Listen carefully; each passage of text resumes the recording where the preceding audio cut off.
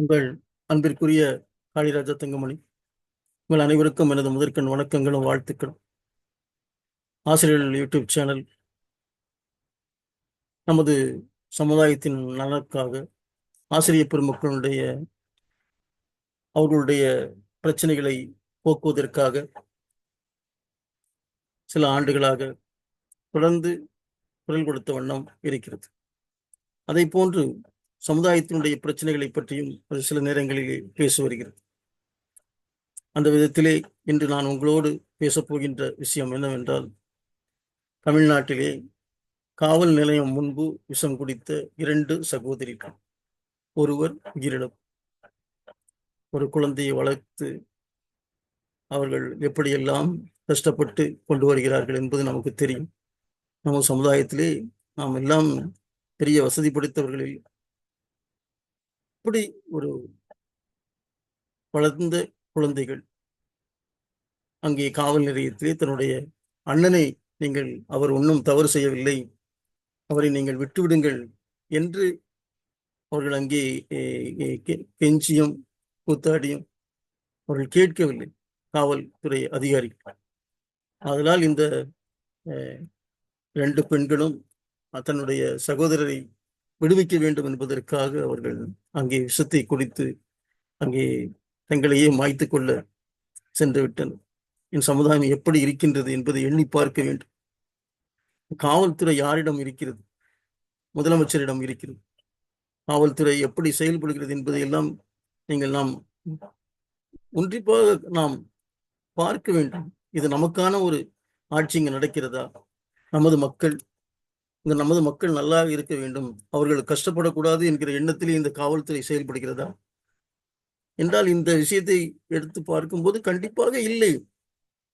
அந்த காவல்துறை அதிகாரி அதே போன்று தன்னுடைய இந்த பெண்களை தன்னுடைய சகோதரியாக நினைத்திருந்தால் இது நடந்திருக்குமா? நான் தமிழ்நாட்டிலே தான் நான் இதை பார்க்கிறேன். ஆந்திராவிலே கூட அங்கே நம்ம மக்கள் அவர்கள் தங்களுடைய மக்களாகவே பார்க்கிறார்கள் அங்கே உள்ள அதிகாரிகள். ஆனால் இங்கேதான் அவர்கள் இந்த மாதிரி இந்த அதிகாரிகள் எல்லாம் ஏதோ மற்றவர்களை வேறாள்கள் போல அவர்கள் நடத்துகின்ற விஷயத்தை நான் பார்க்கிறேன். இந்த காவல்துறையை தன் வசம் வைத்திருக்கின்ற முதலமைச்சர் அவர்கள் இதை எப்படி நடத்தி வருகிறார் என்பதை நாம் பார்க்கும்போது நமக்கே மிகவும் வருத்தமாக இருக்கிறது. சில வாரங்களுக்கு முன்பு 2 மாணவர்கள் அவங்க காவல்துறையிலே சென்று இந்த மாதிரி அங்கே மது விற்பனை செய்கிறார்கள் என்று சொன்ன காரணத்துக்காக அவர்களை கொலை செய்யப்பட்டிருக்கிறார். அதே போன்று ஆம்ஸ்டாங் போன்ற ஒரு பெரிய அரசியல்வாதிகள் கொலை செய்யப்பட்டிருக்கிறார்.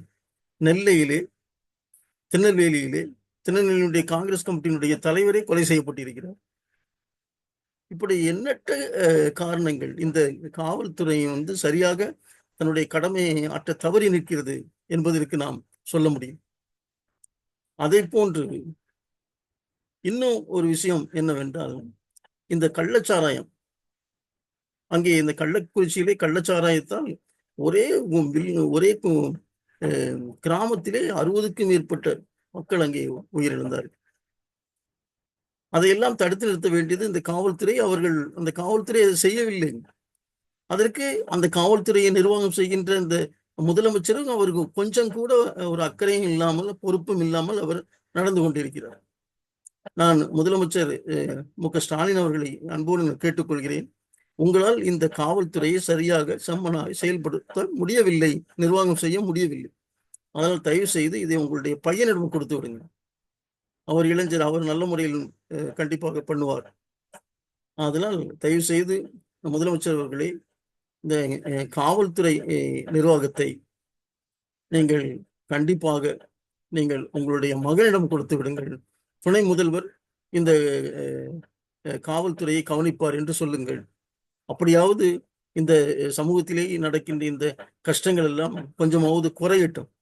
உங்களை போன்ற நிர்வாகமே சரியில்லாத நிர்வாகம் செய்வதற்கு கொஞ்சம் கூட தகுதி இல்லாத ஒருவர் ஒரு காவல்துறையை தன்னுடைய கையிலே வைத்து நம்ம சமூகத்தினுடைய எத்தனை குழந்தைகள் இந்த மாதிரி கஷ்டப்படுகிறார்கள் உங்களால், சரியான நிர்வாகம் இல்லாததால். அதனால் தயவு செய்து நான் அன்போடு நமது முதலமைச்சர் மு.க.ஸ்டாலின் அவர்களை நான் கேட்டுக்கொள்கிறேன்.